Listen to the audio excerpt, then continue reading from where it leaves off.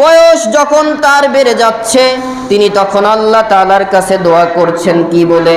সন্তান আদি নাই, প্রায় ৮৬ বছরের কাছাকাছি বয়স চলে যাচ্ছে, আল্লাহ তাআলার কাছে সন্তান চাচ্ছেন। ইব্রাহিম আলাইহিস সালাম আল্লাহর কাছে সন্তান চাই, আর ইব্রাহিমের সন্তান আমরা মানুষ হয়ে মানুষের কাছে সন্তান চাই। এরা কুলাঙ্গার ছাড়া আর মনুষ্যত্বহীন ছাড়া কোন সুস্থ মানুষ না। কথা কি বুঝাতে পারছি তো ভাই? ইব্রাহিম আলাইহিস সালাম দোয়া করলেন, আল্লাহ সূরা সফফাতের ভিতরে বলেন ১০০ নম্বর আয়াত থেকে শুরু করলেন ইব্রাহিমের ঘটনা। ইব্রাহিমের সন্তান নাই, আল্লাহ তাআলা কিভাবে সন্তান দিলেন? বাবা ইব্রাহিম আলাইহিস সালাম দোয়া করলেন, রব্বি হাবলি মিনাস সলিহিন। আরো জোরে আল্লাহু আকবার। আয় আল্লাহ তাআলা দেখেন নবীদের চাওয়া কি ছিল? ও আল্লাহ, তুমি আমাকে একটা সৎ, রব্বি হাবলি মিনাস সলিহিন, নেককার সন্তান দান করো। সলিহিন নেককার সন্তান আমাকে দান করো। কে চাইলেন? কার কাছে চাইলেন? আল্লাহ তাআলা বলেন, ইব্রাহিম যখন সন্তানের দোয়া করলো, আমি আল্লাহর কাছে ১ মিনিট দেরি করি নাই। আল্লাহ তাআলা পরের আয়াতে কারিমা নাজিল করে দিয়ে সুসংবাদ দিলেন, ফাবাশশারনাহু বিগুলামিন হালিম। আমি ইব্রাহিমকে একজন দানশীল, ইব্রাহিমকে সহনশীল পুত্রের সুসংবাদ দিয়ে দিলাম। সুবহানাল্লাহ। এই ফাঁকে কিছু কথা আছে। বাবা ইব্রাহিম আলাইহিস সালাম মা সারাকে যখন বিয়ে করে, সারার সাথে তার সন্তানাদি হয় না। সারা তখন তার এক জায়গায় বর্ণনা আসছে তার দাসী, আর এক জায়গায় বর্ণনা আছে সাম্রাজ্যের একজন রাজার মেয়ে, নাম তার হাজেরা। সারা তথা প্রথম স্ত্রী, কার প্রথম স্ত্রী? ইব্রাহিম আলাইহিস সালামের প্রথম স্ত্রী সারা তার দাসী হাজেরার সাথে বাবা ইব্রাহিমের বিয়ে দিয়ে দিল। আর আজকে তো আমাদের দ্বিতীয় বিয়ে করে পুলিশ সদস্য তার লিঙ্গহানি হয়ে যায়। খবরটা দেখছেন কিনা আমি জানি না। গত 2 দিন আগে এই যে যশোরের পুলিশের কি নাম যেন ওনার, উনি যে, যদিও ওনার দোষ আছে, যেই বউকে তালাক দিয়েছে, তালাক প্রাপ্ত বউয়ের সাথে আবার শারীরিক সম্পর্ক মেটানোর জন্য গেছে হোটেলে, আর ওইখানে তার সেই বউ তার লিঙ্গ বেলেট দিয়ে কেটে দিয়েছে। উনি ওইটা ধরেই হসপিটালে চলে গেছে, কিছু অংশ ঝুলে আছে, ওইটা সেলাই করে নিয়ে চলছে। সম্মানিত উপস্থিতি, এই দেশের অবস্থা এমন হয়েছে, 90% খালি নামের মুসলমান আছে, ইসলামের প্রাইমারি জ্ঞান এদের ভেতরে নাই। যারা নিরাপত্তা দেবে তাদের কাছেই নিরাপত্তার কোনো গ্যারান্টি নাই। যারা এই জাতির নিরাপত্তা দেওয়ার জন্য নিয়োগপ্রাপ্ত, তাদের কাছেই এই জাতি সব থেকে নিরাপত্তাহীন জীবন ধারণ করছে। সম্মানিত উপস্থিতি, আর ইব্রাহিম আলাইহিস সালাম, নবী আলাইহিস সালামের স্ত্রীগণ কতটা উদার মাইন্ডেড, তারা সন্তান হচ্ছে না, তিনি তখন তার আরেকজনের সাথে নিজে বিয়ে দিয়ে দিচ্ছেন। আমাদের দেশে অনেক মানুষের সন্তান হয় না, বিবাহ করার যোগ্যতা আছে পুরুষের, প্রথম স্ত্রী বলে সন্তান না হয় না হোক, তাও তোমার বিয়ে করার অনুমতি দেব না। অথচ ওনার মাথায় এতটুকু চিন্তা নাই। কার সমস্যা আছে সেটা তো তারা পরীক্ষা নিরীক্ষা করে বুঝতেই পারবে, কিন্তু সন্তান সন্ততি বংশ বৃদ্ধির জন্য, বংশের পর্যায়ক্রমতা ধারাবাহিকতা রক্ষার জন্য এই চিন্তাটা স্ত্রীর থাকা দরকার। যদি স্ত্রীর সমস্যা হয় তাহলে স্বামীকে দ্বিতীয় বিয়ে দিয়ে দিতে হবে, স্ত্রীকে নিজ দেয়, মাইন্ড করবেন না। আর যদি সমস্যাটা পুরুষের থাকে তাহলে ওর 1000 বিয়ে করেও কাম হবে না। কথা কি বুঝছেন তো? সেই ক্ষেত্রে আল্লাহ তাআলার উপরে ভরসা রাখতে হবে। আল্লাহ যে বললেন, আমি কাউকে সন্তান দেই, কাউকে সন্তানহীন করে আমি আল্লাহ দুনিয়াতে রেখে দেই, এই ক্ষমতাটা সম্পূর্ণ কার কাছে? তাহলে এইবার হাজেরার সাথে বিবাহ, 86 বছর ইব্রাহিমের যখন বয়স, তখন আল্লাহ তাআলা সুসংবাদ দিয়ে দিলেন কি? ফাবাশশারনাহু বিগুলামিন হালিম। ইব্রাহিম, তুমি না দোয়া করলে নেককার সন্তান, আমি আল্লাহ তোমার সহনশীল একটা পুত্র সন্তানের সুসংবাদ দিয়ে দিলাম। এখানে কিছু কথা আছে। কেমন পুত্র সন্তান সহনশীল? ইনি তো তিনি যার বংশের থেকে আল্লাহ তাআলার প্রিয় হাবিবুল্লাহ মুহাম্মদুর রাসূলুল্লাহ জন্মগ্রহণ করবে। সুবহানাল্লাহ। এরপরে এই পুত্র সন্তানকে জন্মগ্রহণের কয়েক মাসের পরে আল্লাহ তাআলা নোটিশ দিয়ে দিল, ওগো ইব্রাহিম, সন্তান আর স্ত্রী হাজেরাকে কাছে রাখা যাবে না, যাও নির্বাসনে দিয়ে আসো। নির্বাসন কোথায়? যাও মক্কা নগরীতে, তাকে মরুভূমির ভিতরে রেখে আসতে হবে। ইব্রাহিম আলাইহিস সালাম বৃদ্ধ, প্রায় ৮৬ বছর বয়সে সন্তান পেলেন। বৃদ্ধ বয়সে যদি একটা উত্তরাধিকারী আসে, খুশি কম না বেশি? আমার মনে হয় কথা বুঝতেছেন না নাকি? জবাব দেন না কেন? খুশি কম না বেশি? এই অবস্থায় যদি আল্লাহ তাআলা হুকুম দেন যে সন্তান আর স্ত্রী দুজনকেই নির্বাসনে দিয়ে আসো, বাবার কি শরীরে আর জীবন থাকে? কিন্তু তিনি তো আল্লাহর পয়গম্বর নবী, অতএব তার ধৈর্যের কি মহিমা। তিনি স্ত্রীকে নিয়ে গেলেন। পথের মধ্যে একজন জালেম বাদশাহ, তার লোক ওই কাফেলার ভেতরে হানা মারল। ইব্রাহিম আলাইহিস সালাতু ওয়াস সালামকে বলল, সাথে তোমার কে? ওই কাফেরের, ওই জালেম বাদশার নীতি ছিল, যদি স্বামী স্ত্রী সফর করত, তাহলে যদি তারা স্বামী স্ত্রী সম্পর্কের হতো, স্বামীকে মেরে দিয়ে তার স্ত্রীকে ওই জালেম বাদশা ভোগ করত। জালেম বাদশা বলে, তোমার সাথে কি? ইব্রাহিম আলাইহিস সালাম তিনি সৃষ্টির সূচনা লগ্ন থেকে বলেছিলেন যে ইনি আমার বোন। বউকে কি বলেছিলেন?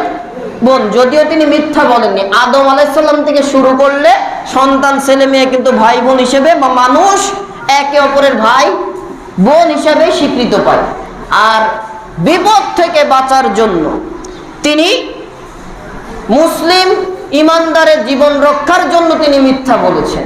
ইমানদারদের জীবন রক্ষার জন্য মিথ্যা ডাইরেক্ট বলেনি, সত্য মিথ্যার মাঝে অবস্থান করেছেন। এরপরে তিনি চলে আসলেন মক্কা নগরীতে। আসার পরে মরুভূমির ভেতরে রেখে যাচ্ছে, সাফা মারওয়ার মাঝবর্তী অবস্থা। ইব্রাহিম আলাইহিস সালাম রেখে চলে যাচ্ছে। হাজেরা জিজ্ঞাসা করে, মা হাজেরা, কি আল্লাহর নবী ইব্রাহিম আমাদেরকে যে এখানে রেখে যাচ্ছেন, কেন রেখে যাচ্ছেন? একবারও বলেনি যে ইব্রাহিম তুমি যে রেখে যাচ্ছ আমাদেরকে, আমরা কি খাবো, কি পরব, এইটা কিন্তু কোনোদিন বলেনি। এটাই হচ্ছে আল্লাহর নবীদের ইমানদার স্ত্রীদের ভাষ্য। তিনি বললেন, ও ইব্রাহিম, তুমি যে আমাকে আর আমার ছোট্ট নাবালক কয়েক মাসের সদ্য প্রসূত শিশুকে রেখে যাচ্ছ, ইসমাইলকে, তুমি কার নির্দেশে রেখে যাচ্ছ? ইব্রাহিম আলাইহিস সালাম কথা বলে না। একবার, দুইবার, তিনবার যখন জিজ্ঞাসা করলেন, কথা বললেন না। তখন মা হাজেরা বললেন, এটা কি আল্লাহর নির্দেশ?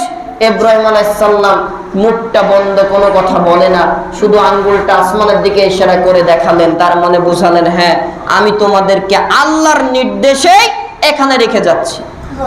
আম্মা জান হাজেরা রাদিয়াল্লাহু তাআলা, হাজেরা আলাইহিস সালাম তিনি কতটা বিচক্ষণ মহিলা।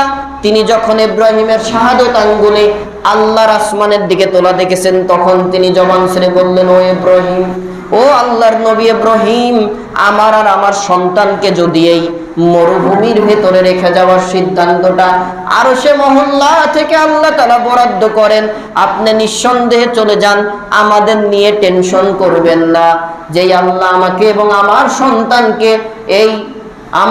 আমার সন্তানকে মরুভূমির ভেতরে জনমানবহীন এলাকার ভেতরে যখন রাখার নির্দেশ দিয়েছেন, হায়াত যদি রাখেন, তাহলে আমার আর আমার সন্তানের রিজিকের দায়িত্ব সেই মহান রব্বুল আলামিন নিজে দায়িত্ব গ্রহণ করবে। সুবহানাল্লাহ। আল্লাহ তাআলা দায়িত্ব নিলেন। ইব্রাহিম চলে আসলেন। কিছুক্ষণের ভেতরেই পানির সমস্যা। ইসমাইল ছোট, মাটিতে শুয়ে আছে, পানির তৃষ্ণায় বুকটা ফেটে যায়। মা হাজেরা সাফা মারওয়া দুইটা পাহাড় মধ্যবর্তী খালি দৌড়াদৌড়ি শুরু করেছে পানির জন্য। আল্লাহ তাআলার কাছে মা হাজেরা আলাইহিস সালামের এই দৌড়াদৌড়িটা এতটাই পছন্দ হয়ে গেল, আল্লাহ তাআলা নজির হিসাবে, সাক্ষী হিসাবে রেখে দিলেন, যারা হজ করতে যায় তাদেরকেও একটা অংশ ইবাদতের হিসাবে সাফা মারওয়ায় দৌড়াদৌড়ি করার এই ইবাদতটাকে ইবাদত ওয়াজিব ইবাদত হিসাবে রেখে দিলেন। সুবহানাল্লাহ বলেন। এবার মা হাজেরা একবার সাফা পাহাড়ে, একবার মারওয়া পাহাড়ে প্রায় 7 বারের অধিকে যাচ্ছে, পানির কোনো খোঁজ নাই। ইসমাইল পানিতে কাতরাচ্ছে। ছোট বাচ্চা যখন শুয়ে থাকে তখন তার হাত পা নাড়াচাড়া করে কিনা? ইসমাইল আলাইহিস সালাম হাত পা নাড়াচাড়া করলো। পায়ের গোড়ালি থেকে এক অংশ থেকে আল্লাহ তাআলা পানির ব্যবস্থা করে দিলেন। মা হাজেরা বলেন, জমজম থাম থাম, এই যে জমজম পানির উত্তোলন ওইখান থেকে হলো। সুবহানাল্লাহ বলেন। তাহলে সাফা মারওয়ার মধ্যবর্তী স্থানে ইসমাইল আলাইহিস সালাম, যার বংশে আসবে আল্লাহর হাবিবুল্লাহ মুহাম্মদুর রাসূলুল্লাহ সাল্লাল্লাহু আলাইহি ওয়াসাল্লাম, তার কাছ থেকে রহমতের পানি, জমজম পানির ব্যবস্থা আল্লাহ করে দিলেন। দেখেন, ওই সময় থেকে চালু হয়েছে আজ পর্যন্ত জমজমের পানি মক্কায় চলে, মদিনায় চলে, সৌদি আরবের বিভিন্ন বিশেষ জায়গায় সরবরাহ করা হয়। বিভিন্ন দেশে রাষ্ট্রদূতদেরকে হাদিয়া দেওয়া হয়। হজ, লক্ষ লক্ষ মানুষ প্রতি বছর হজে যায়, জমজমের পানি নিয়ে আসে বোতল বোতল, কয়েক টন গ্যালন পানি চলে যায়। সব পানি ফুরাই, জমজমের পানি এখনো ফুরাই নাই। সুবহানাল্লাহ। তাহলে এই কন্ট্রোলটা কার কাছে? আল্লাহ তাআলা এখান থেকে আমাদের নিদর্শন শিক্ষা রাখলেন, দেখো আমি আল্লাহর রহমত বরকত কোনোদিন কমে না, অতএব তোমার ঈমানটা সে আল্লাহর পরে অটল অবিচল রাখো। এরপরে এই ইসমাইল আলাইহিস সালাম যখন বাবার সাথে চলাচলের একটা বয়সে উপনীত হলো, মুফাসসিরিন ইকরাম বলছেন 12 বা 13 বছর বয়সেই বাবার সাথে চলাচলের উপনীত হয়ে যায়। এই বয়সে যখন ইব্রাহিম আলাইহিস সালাম বয়স প্রায় 99 থেকে 100 বছরের কাছে, ইসমাইলের 13 থেকে 14 বছরের কাছে, তার মানে বাবার সাথে হাতে হাত লাগিয়ে কাজ করার মতো অবস্থা, বাবার হাতের লাঠি হিসেবে দাঁড়ানোর অবস্থায় সন্তান। এমত অবস্থায় আল্লাহ তাআলা ইব্রাহিমের জন্য লাস্ট একটি পরীক্ষা, শেষ পরীক্ষা নিলেন। কি পরীক্ষা? আল্লাহ তাআলা কোরআনুল কারীমে সূরা সফফাতের 102 নম্বর আয়াতে কারিমা নাজিল করে বললেন, ফালাম্মা বালাগা মাআহুস সা'য়া ক্বালা ইয়া বুনাইয়া ইন্নী আরা ফিল মানাম আন্নী আযবাহুকা ফানজুর মাযা তারা। অতঃপর ইব্রাহিমের সাথে পুত্র ইসমাইল যখন চলাচল করার মতো বয়সে উপনীত হলো, আল্লাহ তাআলা ইব্রাহিমকে স্বপ্নে আদেশ করলেন, ইব্রাহিম তোমার প্রিয় বস্তুটাকে কোরবানি করো। আল্লাহ তাআলা স্বপ্নে দেখাচ্ছেন ইব্রাহিম তার সন্তানকে কোরবানি করতেছে। তাফসীরের বর্ণনা, ইব্রাহিম স্বপ্নে দেখছে কাকে কোরবানি করছে? প্রিয় সন্তান ইসমাইল কোরবানি করছে, জবে করছে। তখন তিনি তার সন্তানের কাছে এসে বললেন কি, যে ক্বালা ইয়া বুনাইয়া ইন্নী আরা ফিল মানাম, হে আমার পুত্র, হে আমার বৎস, আমি স্বপ্ন দেখছি, আন্নী আযবাহুক ফানজুর মাযা তারা, আমি তোমাকে জবহ করছি, তুমি ভেবে দেখো কি করবা। ইব্রাহিম আলাইহিস সালামের ছেলে ইসমাঈল আলাইহিস সালাম, তিনি জানেন আমার বাবা নবী, নবীরা যেটা স্বপ্নে দেখে সেটা স্বপ্ন না, ওহী। ওহী দেন কে? আল্লাহ তাআলার পক্ষ থেকে যেহেতু এই নির্দেশনা আসছে, আমরা হলে তো বলতাম বাবা ওই চিন্তা করে লাভ নাই, আমার পরিচয় দেন আর না দেন, মোটামুটি আমরা আপনাকে সালাম কালাম দিয়ে বাড়ি ছেড়ে চলে গেলাম। কিন্তু নবী, নবীর ছেলে, তিনিও নবী, তার বংশে আসবে আল্লাহর প্রিয় হাবিব মুহাম্মদুর রাসূলুল্লাহ। অতএব তাকে কোন ধৈর্যশীল সন্তান আল্লাহ তাআলা নিদর্শন হিসেবে বানালেন। জবাব দিচ্ছে বাবাকে। ইব্রাহিম যখন বলে, বাবা আমি স্বপ্নে দেখছি তোমাকে কোরবানি করছি, তোমার অভিমত কি, তুমি বলো, তুমি কি বলবা বলো।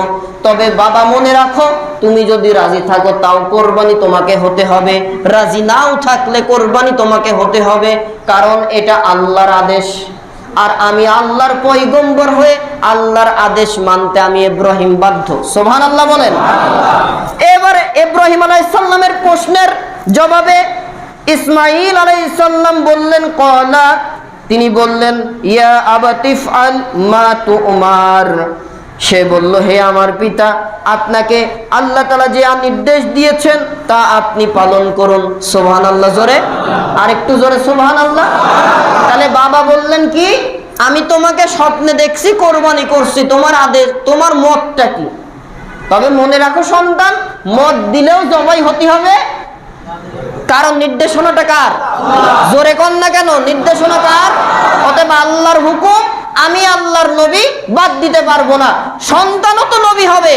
ইসমাইল জাবিহুল্লাহ আলাইহিস সালাম তিনি বললেন, বাবা কলা ইয়া আবাতি ফাল মা তুমার, আপনাকে যে আল্লাহ তাআলা যে আদেশ দিয়েছে সেটা আপনি নির্দ্বিধায় পালন করেন। সুবহানাল্লাহ।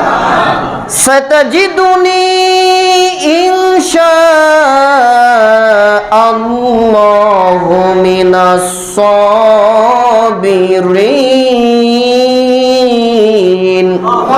ইনশাআল্লাহ, নিশ্চয় আপনি আমি ইসমাইলকে ধৈর্যশীল সবরকারীদের মধ্যেই পাবেন। সুবহানাল্লাহ বলেন। এরপরে ইব্রাহিম আলাইহিস সালাম সন্তানকে শুইয়ে দিলেন, কোরবানির জন্য প্রস্তুতি। ইসমাইল বলে, বাবা কোরবানি করার আগে আমার হাতটা বেঁধে নেন, আমার হাতটা বেঁধে কোরবানি করেন। কিছুক্ষণ পরেই বাবাকে বলে, বাবা না না না, আমার হাত বাঁধার দরকার নাই।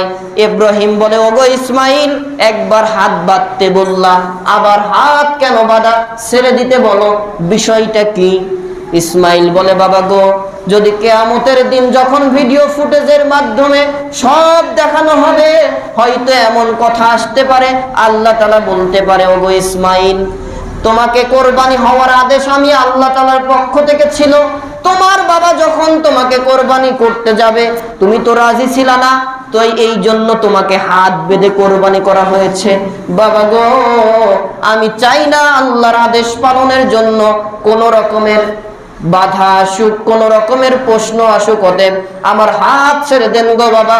আমি ইসমাইল আপনাকে নিশ্চয়তা দিচ্ছি, আপনি আমার গলায় ছুরি চালাবেন, এক চুলের জন্য আমি ইসমাইল নড়াচড়া করব না। সুবহানাল্লাহ।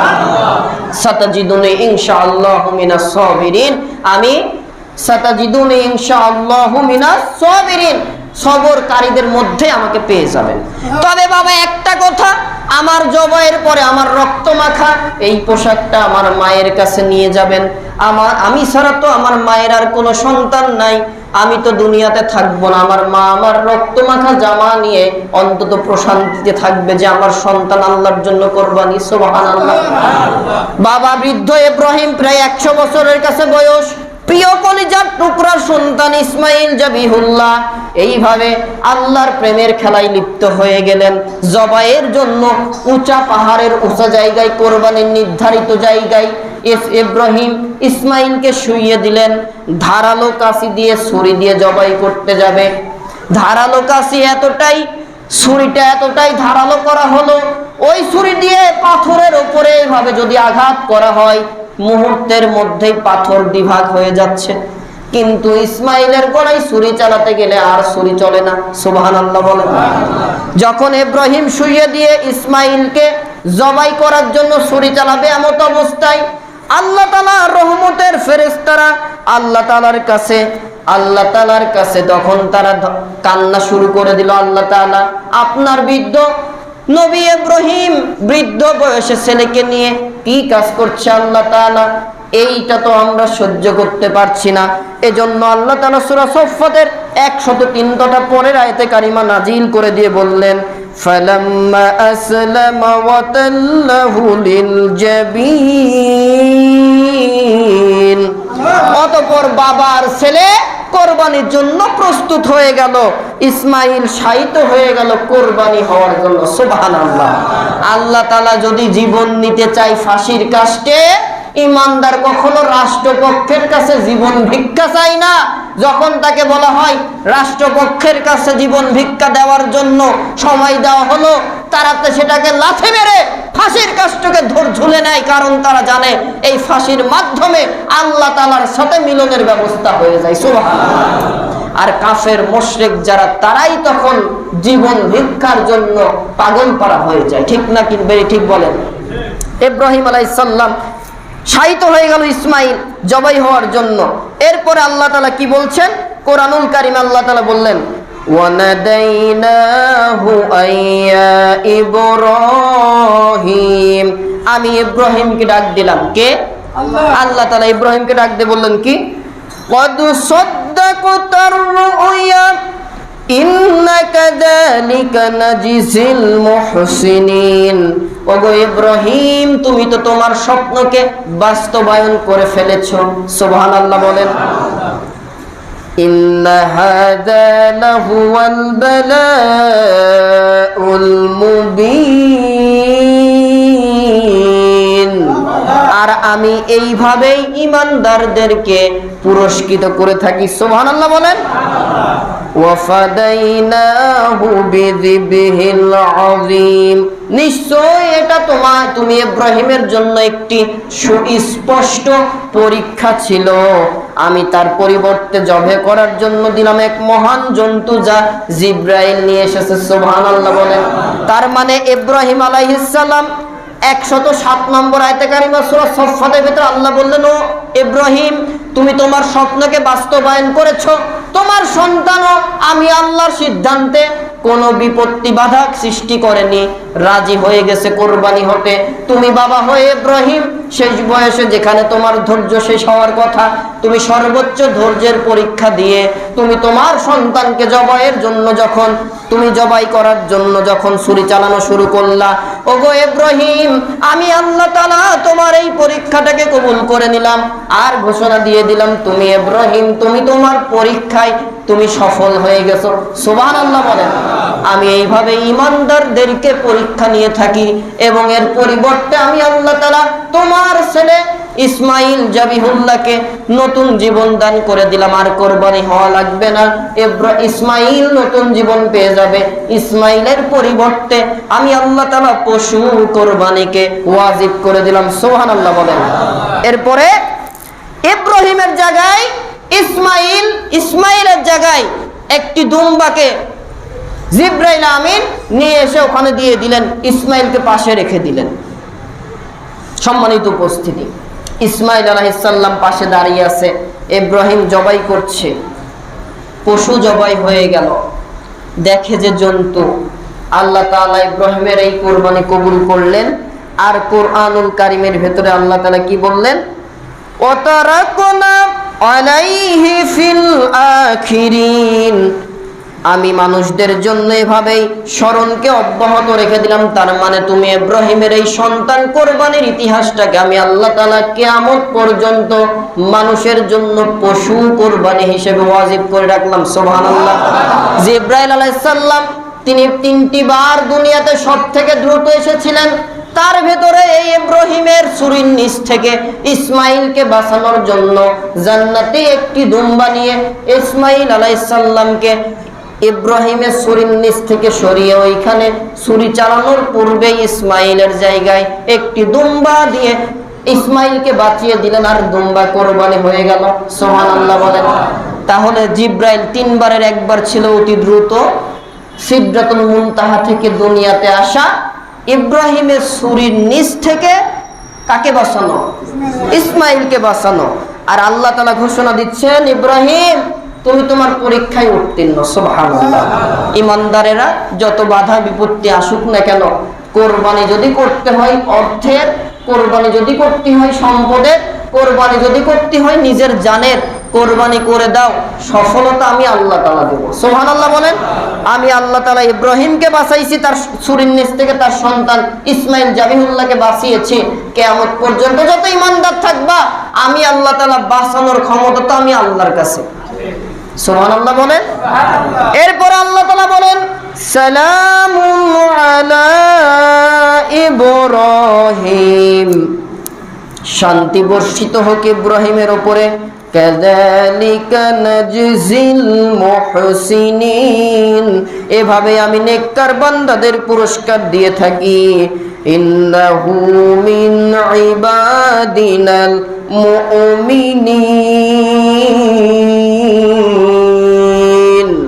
অবশ্যই সে ছিল আমার মুমিন বান্দাদের একজন। তার মানে কিয়ামত পর্যন্ত যত মুমিন বান্দা হবা, সব সময় আমি আল্লাহর সাহায্য আসমান থেকে তাদের জন্য বরাদ্দ হতে থাকবে।